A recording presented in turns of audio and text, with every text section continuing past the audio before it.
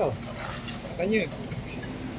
Dia kata memang hari ni semalam nak angkat. Diorang pergi Kuala Lumpur tak habis. Ada kemalangan lift. Lift tu dia punya apa, dia macam scissor lift, angkat barang naik atas kan, naik atas bangunan. Dia angkat forklift apa semua kan. Lepas tu ada satu kontraktor tu tukar minyak, tak beritahu orang kat atas. Dah tukar minyak habis, lift jatuh. Ada orang atas dalam lift ni kan. Saya baik tak mati. Tak tahulah berapa tingkat.